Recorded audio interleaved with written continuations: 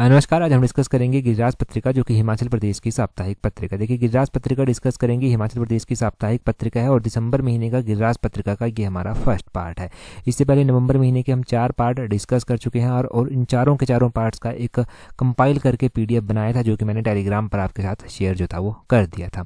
आज हम दिसंबर महीने का फर्स्ट पार्ट डिस्कस करेंगे। तो क्वेश्चन नंबर 1 से डिस्कशन को स्टार्ट करते हैं। बोलते हैं government college eight Seema in Rohru will be named after home. तो बोलते हैं कि रोहडू में जो सरकारी कॉलेज है सीमा, उसका नाम किसके नाम पर जो है वो रखा जाएगा। अभी देखो, ये डिसाइड किया गया है कि गवर्नमेंट कॉलेज जो रोहडू का है उसका नाम जो है वो बदल दिया जाएगा और उसका नाम जो है वो रखा जाएगा हिमाचल प्रदेश के पूर्व मुख्यमंत्री जो थे वीरभद्र सिंह, उनके नाम पर जो है वो उसका नाम रखा जाएगा। ऑप्शन डी जो है वो सही आंसर हो जाएगा। वीरभद्र सिंह जी के नाम पर जो है वो सीमा कॉलेज रोहडू जो है वो उसका नाम जो है वो रखा जाएगा। आपने ध्यान रखना है यहाँ से कि हिमाचल प्रदेश के ये वीरभद्र सिंह जो है वो पूर्व मुख्यमंत्री रह चुके हैं और कितनी बार ये मुख्यमंत्री रह चुके हैं हिमाचल प्रदेश के, 6 बार ये हिमाचल प्रदेश के मुख्यमंत्री जो हैं वो रह चुके हैं। इनके बारे में भी क्वेश्चन पूछा जाता है कि हिमाचल प्रदेश के सबसे अधिक टर्म तक मुख्यमंत्री जो हैं वो कौन रह चुके हैं। तो सबसे अधिक टर्म तक जो मुख्यमंत्री रह चुके हैं वो रह चुके हैं वीरभद्र सिंह जी, और ये कितनी बार रह चुके हैं, ये 6 बार जो है वो हिमाचल के मुख्यमंत्री जो हैं वो रह चुके हैं। अब 6 बार मुख्यमंत्री रह चुके हैं, चलो सही बात हो गई, परंतु ये पहली बार कब बने थे और कब से लेकर कब तक जो था वो रहे थे, ये भी तो आपको पता होना चाहिए, क्योंकि वहाँ से भी क्वेश्चन जो है वो पूछा जाता है। तो आपने ध्यान रखना है कि सबसे पहली बार वीरभद्र सिंह जो था वो कब मुख्यमंत्री बने थे। सबसे पहली बार ये 1983 में जो था वो मुख्यमंत्री बने थे। 1983 में बने थे, 85 तक ये मुख्यमंत्री जो था वो रहे थे। दूसरी बार ये कब बने थे, दूसरी बार फिर से 1985 में जो है ये बनते हैं। 1985 से ये 1990 तक जो है वो रहते हैं। तीसरी बार मुख्यमंत्री कब बनते हैं, तीसरी बार ये 1993 में जो था वो मुख्यमंत्री बने थे और 1998 तक जो था ये मुख्यमंत्री रहे थे। उसके बाद एक बार फिर से इलेक्शन होते हैं 1998 में, तो ये मुख्यमंत्री बनते हैं और 1998 में ही जो है वो फिर क्या होता है, सरकार जो है वो फिर से इलेक्शन कराती है। तो 1998 में प्रेम कुमार धूमल जो है वो फिर चुने जाते हैं और 2003 तक धूमल जी रहते हैं। उसके बाद वीरभद्र सिंह जो है वो फिर से मुख्यमंत्री बनते हैं 2003 में। 2003 से 2007 तक जो था ये मुख्यमंत्री रहे थे। 2007 में ये मुख्यमंत्री बने। 2007 के बाद फिर से जो है वो ये मुख्यमंत्री बनते हैं 2012 में। 2012 में ये मुख्यमंत्री बनते हैं और अपना 5 साल का कार्यकाल जो है वो यहाँ पर भी पूरा करते हैं 17 तक। ये आपने ध्यान रखना है। तो ये कितनी बार जो है वो मुख्यमंत्री रह चुके हैं, 6 बार जो है वो हिमाचल प्रदेश के मुख्यमंत्री जो है वो रह चुके हैं। अच्छा, इनके विधानसभा क्षेत्र हर बार ही जो था वो अलग अलग रहते थे। तो विधानसभा क्षेत्र आपने लेटेस्ट वन ध्यान रखना है कि 2012 से 2017 तक ये जो मुख्यमंत्री बने थे, तो ये कौन से विधानसभा क्षेत्र से जो था वो चुने गए थे। तो शिमला ग्रामीण जो विधानसभा क्षेत्र आता है वहाँ से ये चुने गए थे। और जब 1983 में ये पहली बार मुख्यमंत्री बने थे, तो कौन से विधानसभा क्षेत्र से ये चुने गए थे, तो अब ये रोहडू शिमला से जो था वो चुने गए थे उस टाइम। तो इतना आपने यहाँ से ध्यान रखना है। अगले क्वेश्चन की ओर चलते हैं। यहाँ पर वही लिखा गया है, गवर्नमेंट कॉलेज जो है सीमा का रोहडू असेंबली कॉन्स्टिट्यूएंसी में ये आता है और इसका नाम जो है वो जो फॉर्मर चीफ मिनिस्टर हुआ करते थे वीरभद्र सिंह, उनके नाम पर जो है वो रखा जाएगा। अगला क्वेश्चन देखिए, बोलते हैं how much subsidy given by Himachal Pradesh government for installation of solar panel in private land. तो बोलते हैं कि अगर आप चाहते हैं कि प्राइवेट लैंड पर आपको जो है वो सोलर पैनल जो है वो लगाना है, तो सोलर पैनल लगाने के लिए सरकार सब्सिडी देने की बात जो है वो कहती है। यहाँ पर वही पूछा गया है कि कितनी सब्सिडी जो है वो सरकार प्राइवेट लैंड पर, अपनी निजी भूमि पर अगर आप सोलर पैनल जो है वो लगाते हैं तो कितनी सब्सिडी जो है वो आपको दी जाएगी। यहाँ पर सब्सिडी की बात की गई है। अगर निजी भूमि पर आपको सोलर पैनल लगाना है तो 50% सब्सिडी जो है वो देंगे। अब ये एक योजना की बात की गई थी, अब उस योजना को जो है वो पढ़ते हैं। पहले भी वैसे ये योजना हम पढ़ चुके हैं। योजना है राजीव गांधी स्वरोजगार स्टार्टअप योजना। राजीव गांधी स्वरोजगार स्टार्टअप योजना जो है, इसमें इस स्वरोजगार योजना में ये बोला गया है कि सरकार ई टैक्सी खरीदने के लिए निजी जमीन पर सोलर पैनल लगाने के लिए जो है सब्सिडी देती है 50%। अगर आप ई टैक्सी खरीदते हैं, इलेक्ट्रॉनिक टैक्सी, तब भी आपको 50% सब्सिडी जो है वो दी जाएगी। अगर आप निजी जमीन पर सोलर पैनल लगाते हैं तब भी आपको 50% सब्सिडी जो है वो दी जाएगी। इससे युवाओं को स्वरोजगार का मौका जो है वो मिलेगा और इससे क्या होगा, जो हिमाचल का एक टारगेट है ग्रीन स्टेट बनाने का टारगेट, वो टारगेट भी जो है वो सरकार पूरा कर सकेगी। साथ में एक आर्टिकल में कहा गया था कि हिमाचल प्रदेश ने जो है वो टारगेट रखा है, यानी कि प्रेजेंट टाइम की जो गवर्नमेंट है उसने टारगेट रखा है कि हिमाचल प्रदेश को 2027 तक आत्मनिर्भर जो है वो बनाया जाएगा और 2032 तक हिमाचल प्रदेश को जो है वो सबसे समृद्धशाली राज्य जो है वो बनाया जाएगा। ये भी जो था वो बात कही गई थी।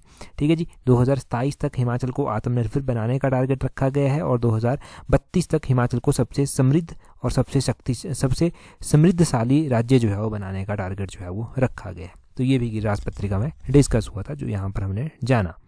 अगले क्वेश्चन की ओर चलते हैं। अगले क्वेश्चन में जो है वो क्या बोला गया है, अगले क्वेश्चन में बोला गया है in which year 3 regional dialects of Himachal Pradesh added in Google keyboard. तो बोलते हैं कि जो गूगल का कीबोर्ड आता है उसमें हिमाचल की 3 जो था वो रीजनल लैंग्वेजेस को जो था वो ऐड किया गया था। 3 ऐसी बोलियां थी हिमाचल की जिनको ऐड किया गया था। अगर आप बहुत पहले से हमारे साथ जुड़े हुए हैं तो आपको ध्यान होगा उस टाइम भी हमने ये जानकारी आपके साथ जो था वो शेयर की थी। हिमाचल प्रदेश की जो 3 बोलियों को जो ऐड किया गया था वो भी हम जानेंगे कि 3 बोलियां कौन कौन सी हैं, परंतु पहले ये जानिए कि कब जो था वो ऐड किया गया था। गिरिराज पत्रिका में ही एक आर्टिकल आया जिसमें ये जानकारी दी गई थी कि 2020 में, ऑप्शन बी सही आंसर हो जाएगा, 2020 में हिमाचल की 3 ऐसी बोलियां हैं जिनको गूगल कीबोर्ड में जो था वो ऐड किया गया था। अच्छा, ये कौन कौन सी बोलियां हैं पहले हम ये भी जान लेते हैं। ये 3 क्षेत्रीय बोलियां हैं जिनको गूगल ने महत्व दिया है और गूगल कीबोर्ड में 2020 में जो था वो शामिल किया है। ये है एक कांगड़ी, एक मंडियाली और एक महासू बोली। इनको जो है वो गूगल कीबोर्ड में जो है वो शामिल किया गया है। चलो, ये आपने ध्यान रख लिया। अब जो आर्टिकल आया था ना उसमें बहुत सारी बातें जो था वो कही गई थी। अब आर्टिकल के माध्यम से जो बातें कही गई थी वो आप ध्यान रखना कि हिमाचल प्रदेश में बहुत सारी बोलियां जो है वो बोली जाती हैं और कहा गया था कि हिमाचल में 42 बोलियां जो है वो बोली जाती हैं। 42 बोलियां हिमाचल प्रदेश में जो है वो बोली जाती हैं। और कहा गया था कि भाषाई आधार पर राज्यों का जब पुनर्गठन हुआ था तो सबसे पहला राज्य जो भाषा के आधार पर गठित किया गया था वो था आंध्र प्रदेश, और आंध्र प्रदेश को भाषा के आधार पर जो था वो 1953 में जो था वो गठित किया गया था। अगर हम हिमाचल के कॉन्टेक्स्ट में बात करते हैं तो हिमाचल प्रदेश को जो था वो एक विशाल हिमाचल के रूप में बनाया गया और क्वेश्चन पूछा जाता है कि कब विशाल हिमाचल बना था, तो 1966 में, 1966 में जो था वो विशाल हिमाचल जो था वो बना था। 1966 में विशाल हिमाचल बना था। और देखो, यहीं पर जो है वो हिमाचल प्रदेश की भाषाओं की बात भी की गई थी। यहाँ पर ही हिमाचल प्रदेश के साहित्य के बारे में बात की थी, कल्चर के बारे में बात की गई थी।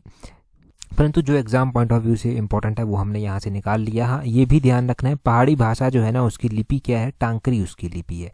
तो पहाड़ी भाषा की लिपि भी कई बार पूछ ली जाती है, टांकरी उसकी लिपि है। अगला क्वेश्चन देखेंगे हम। अगले क्वेश्चन में क्या बोलते हैं, अगले क्वेश्चन में बोलते हैं रिसेंटली मुख्यमंत्री बाल Paushtik Aahar Yojana launched by Himachal Pradesh government to provide. तो बोलते हैं कि अभी हाल फिलहाल में हिमाचल प्रदेश सरकार के द्वारा शुरू की गई है एक योजना जिसका नाम है मुख्यमंत्री बाल पौष्टिक आहार योजना। ये योजना क्या प्रदान करने के लिए जो है वो लॉन्च की गई है, क्यों इस योजना को लॉन्च किया गया है, क्या ये प्रोवाइड करवाएगी, क्या ये न्यूट्रिशियस फूड प्रोवाइड करवाएगी जो फेयर प्राइजेस शॉप्स हमारी होती हैं, जो उचित मूल्य की दुकानें होती हैं उनके थ्रू, क्या ये गवर्नमेंट स्कूल्स में चिल्ड्रंस को फूड देगी, न्यूट्रिशियस फूड देगी, क्या ये बीपीएल फैमिलीज़ को न्यूट्रिशियस फूड देने की बात कहती है, क्या ये बात करती है कि गवर्नमेंट हॉस्पिटल में पेशेंट जो एडमिटेड हैं उनको न्यूट्रिशियस फूड जो है वो दिया जाएगा। तो इन सारी स्टेटमेंट्स को हम देखते हैं तो पता चलेगा कि मुख्यमंत्री बाल पौष्टिक आहार योजना जो चलाई गई है वो इसलिए चलाई गई है ताकि न्यूट्रियस फूड जो है वो न्यूट्रियस फूड दिया जा सके जो गवर्नमेंट स्कूल्स के बच्चे हैं उनको। तो ऑप्शन बी इसका सही आंसर जो है वो हो जाएगा। ऑप्शन बी इसका सही आंसर है कि हिमाचल प्रदेश के जो सरकारी स्कूलों के बच्चे हैं उनको एक हेल्दी फूड देने के लिए जो है ये पौष्टिक आहार योजना जो है वो चलाई गई है। मुख्यमंत्री बाल पौष्टिक आहार योजना इसको नाम दिया गया है। यहाँ पर देख लीजिए, हिमाचल प्रदेश के जो मुख्यमंत्री हैं सुखविंदर सिंह सुक्खू, उनके द्वारा ये मुख्यमंत्री बाल पौष्टिक आहार योजना लॉन्च की गई है। और इस योजना से हिमाचल प्रदेश के जो सरकारी स्कूलों में पढ़ने वाले बच्चे हैं उनको एग्स दिए जाएंगे, फ्रूट दिए जाएंगे, हफ्ते में एक बार जो है ये दिए जाएंगे। नर्सरी से 8th क्लास तक जो है ये दिया जाएगा। फ्रेश फ्रूट जो है वो उनको कोशिश की जाएगी कि जो लोकली सोर्स हैं वहीं से जो है वो दिया जाए। और ये भी कहा गया है कि मिड डे मील स्कीम जो होगा उसी में ये कॉम्प्लीमेंट्री होगा और इसमें जो है वो 15,181 स्कूलों को जो है वो कवर किया जाएगा। यहाँ से 5,34,293 बच्चे जो हैं वो लाभान्वित होंगे और स्टेट गवर्नमेंट इसके लिए 12.75 करोड़ रुपया जो है वो एलोकेट करेगी। ठीक है जी, ये सारी बातें जो था वो यहाँ पर कही गई थी। तो इतना सब आपने यहाँ पर ध्यान रख लिया। नेक्स्ट क्वेश्चन की ओर जो है वो आगे चलेंगे। हमारे पास क्या पूछा गया है अगले क्वेश्चन में, बोलते हैं विच of the following state UT is the host of 43rd India international trade fair, जिसको IITF बोला गया। अच्छा, ये क्यों चर्चा में आया होगा, पहले तो हम जानते हैं कि इसको किस स्टेट यूटी ने जो है वो होस्ट किया है। तो न्यू दिल्ली में इसको होस्ट किया गया। ऑप्शन ए जो है वो सही आंसर हो जाएगा।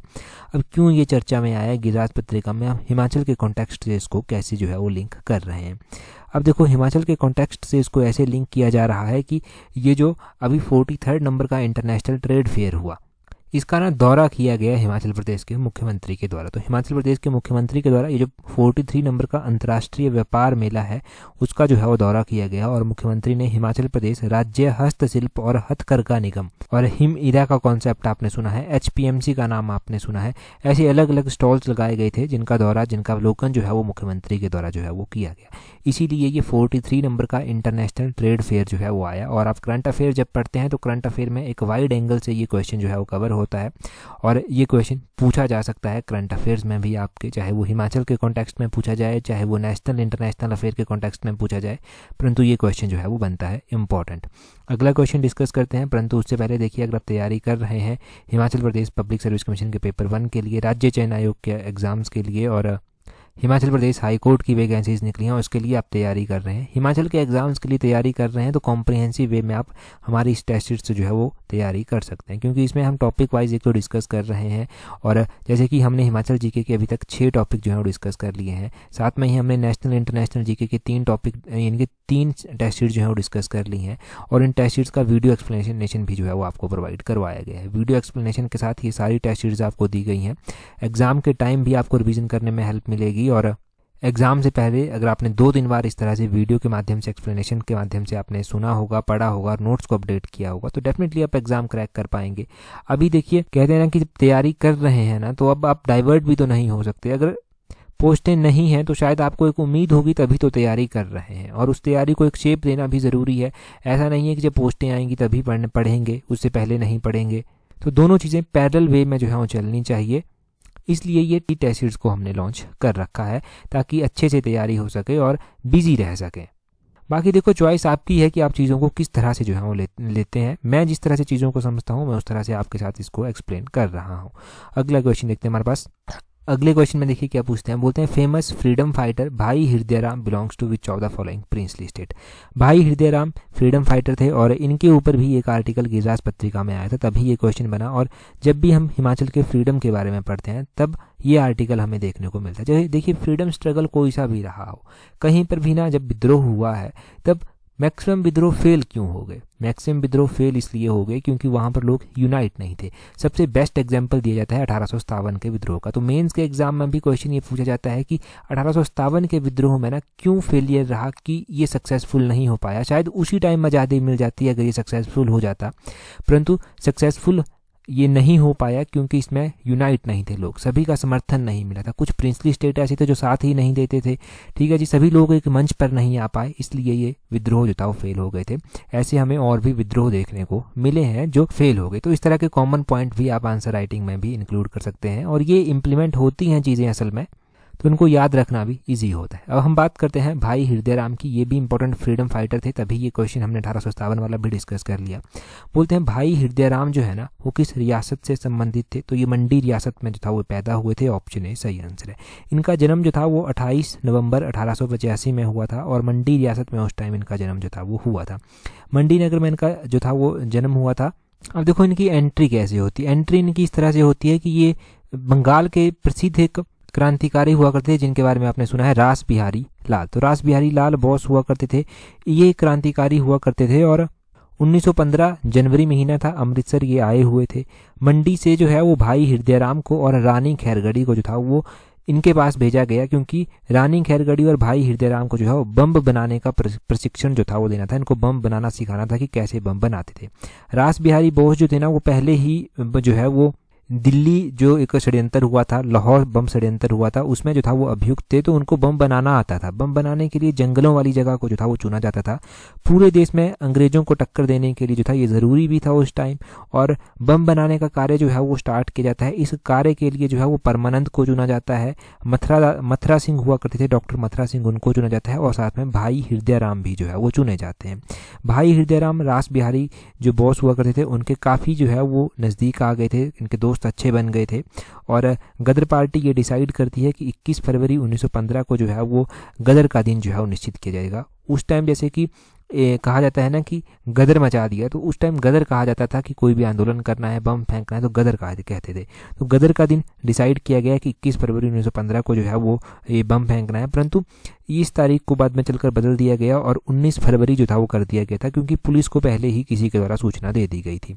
परंतु पुलिस को पहले ही फिर से अवेयर कर दिया गया किसी के द्वारा। और अब देखो हृदय राम को भी जो है वो यहाँ पर गिरफ्तार कर लिया जाता है। गिरफ्तार कर लिया जाता है इस केस में उनको जो है वो सेंट्रल जेल लाहौर में जो है वो रखा जाता है।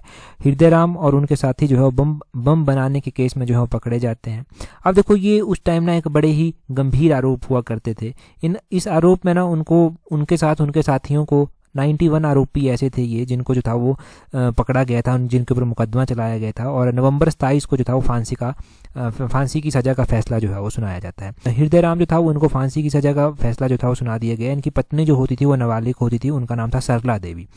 सरला देवी के द्वारा उस टाइम अपील की गई कि इनको फांसी ना दी जाए और इस फांसी को आजीवन कारावास में बदल दिया जाए।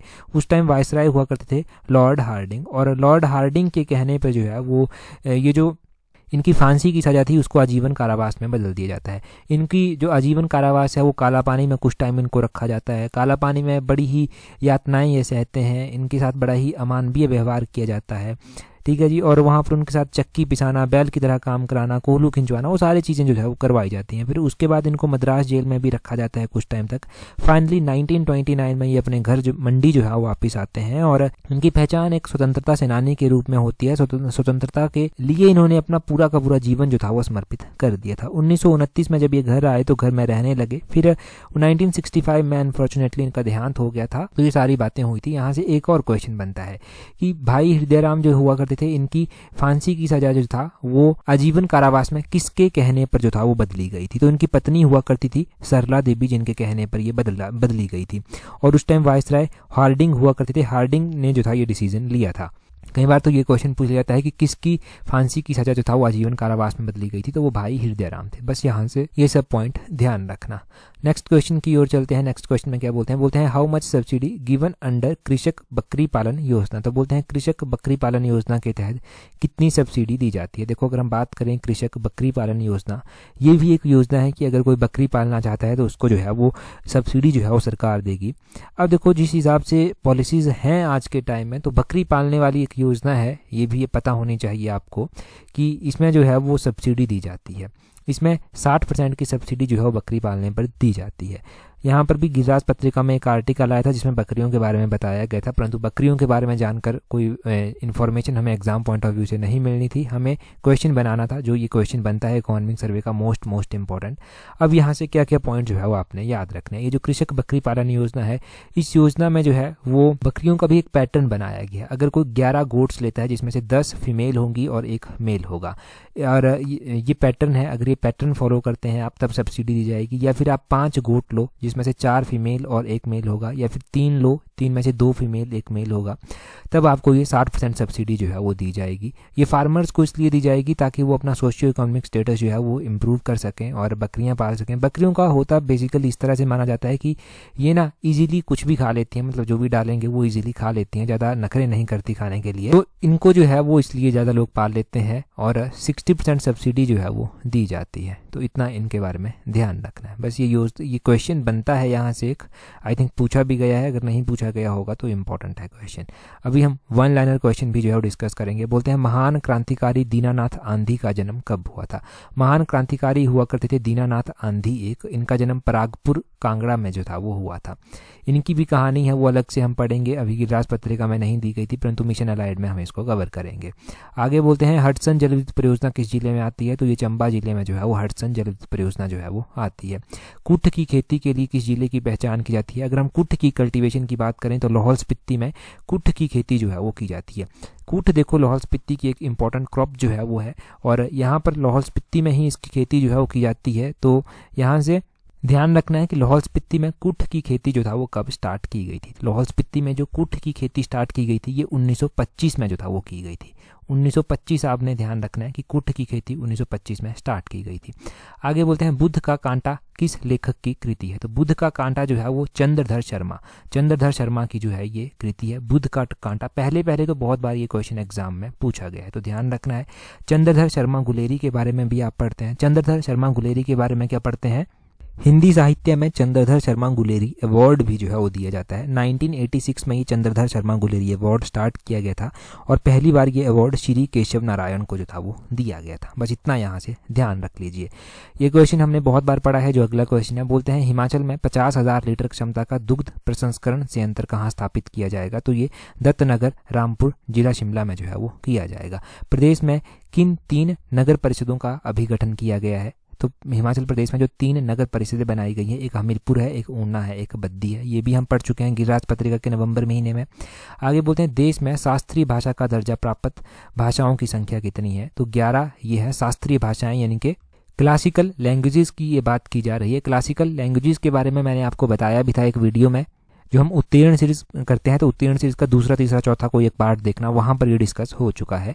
11 हमने जो है वो क्लासिकल लैंग्वेजेस जो है वो पढ़ रखी हैं, शास्त्रीय भाषाएं। गाय को बोलते हैं किस राज्य ने राज्य माता घोषित किया है? तो गाय को राज्य माता घोषित करने वाला भारत का पहला राज्य है ये महाराष्ट्र। ये ध्यान रखना है आपने। और वर्ष 2026 में बोलते हैं ग्लासगो राष्ट्रमंडल खेलों में कितने खेल शामिल किए गए थे? तो वर्ष 2026 में ये जो ग्लासगो राष्ट्रमंडल खेलें थी, इसमें जो है वो 10 खेल यहाँ पर शामिल किए गए थे। ये आपने ध्यान रखना है। अगला देखिए, बोलते हैं फोर्ब्स इंडिया 2024 की एक लिस्ट आती है। इसके अनुसार भारत के जो सबसे धनी व्यक्ति हैं वो कौन है? तो फोर्ब्स इंडिया 2024 की जो लिस्ट आई, इसके अनुसार भारत के जो सबसे धनी व्यक्ति हैं वो है मुकेश अंबानी। और भारत जो है वो 100 सूची में आते हैं मुकेश अंबानी। इनकी संपत्ति है $119.5 बिलियन, ये इनकी संपत्ति है। इनके बाद गौतम अडानी जो है वो दूसरे नंबर पर आते हैं। जो अडानी परिवार है ये दूसरे नंबर पर जो है वो आता है। इनकी संपत्ति $116 बिलियन जो है वो आती है, दूसरे स्थान पर ये है। आगे बोलते हैं साहित्य के क्षेत्र में 2024 में नोबेल पुरस्कार किसको दिया गया था? नोबेल पुरस्कार भी हम उत्तीर्ण सीरीज में सारे के सारे पढ़ चुके हैं हर एक फील्ड में। फिलहाल तो आप 2024 का नोबेल पुरस्कार देखिए साहित्य के क्षेत्र में, तो ये दिया गया है दक्षिण कोरिया के हैं एक लेखिका जिनका नाम हान कांग है। हान कांग, इनका नाम ध्यान रखना है। दक्षिण कोरिया की है ये। कई बार कंट्री पूछ ली जाती है कि किस कंट्री की लेखिका को दिया गया है, तो ये है दक्षिण कोरिया की और हान कांग इनका नाम है। भारतीय तट रक्षक बल के नए महानिदेशक कौन बने हैं? भारतीय तट रक्षक बल के नए महानिदेशक एस परमेश बने हैं। इनका नाम ध्यान रखना है। आगे बोलते हैं फेमिना मिस इंडिया 2024 का ताज किसके सिर सजा है? तो फेमिना मिस इंडिया 2024 का ताज जो है वो निकिता पोरबल के जो है वो नाम जो है वो सजा है, निकिता पोरबल को ये दिया गया है। आगे बोलते हैं भूटान के थिम्पू में आयोजित under-17 Saif cup football tournament किसने जीता? तो भूटान के थिम्पू में ये आयोजित हुआ under-17 Saif cup football tournament, ये भारत के द्वारा जो था वो जीता गया, इंडिया के द्वारा इसको जीता गया। ये आपने ध्यान रखना है। अगला क्वेश्चन देखिए। अगले क्वेश्चन देखिए उससे पहले अगर आप टेलीग्राम पर अभी तक हमारे साथ नहीं जुड़े हैं तो टेलीग्राम पर हमारे साथ जुड़ने के लिए अपने टेलीग्राम से सर्च करना @allexam31, आपको हमारा टेलीग्राम चैनल मिल जाएगा। टेलीग्राम पर हमारे साथ जुड़ जाइए अगर अभी तक नहीं जुड़े हैं। और क्वेश्चन देखिए। क्वेश्चन में बोलते हैं recently remote village of Rarik connected to high speed 4G broadbanded service by which of the following company? बोलते हैं हाल ही में जो रारिक विलेज है, ये रारिक विलेज लाहौल स्पीति में आता है, इतना तो मैं आपको बता देता हूँ, परंतु इसको 4G से जोड़ा गया है। 4G सर्विसेज से पहली बार जोड़ा गया है। तो किसने जोड़ा है? तो ये आप कमेंट करके जो है वो अभी बताएंगे। बाकी टेलीग्राम का मैंने आपको बता दिया है, टेलीग्राम पर जुड़ जाइए अगर अभी तक नहीं जुड़े हैं। इस वीडियो में इतना ही है। That's all for today. Thank you very much for watching and listening it very patience.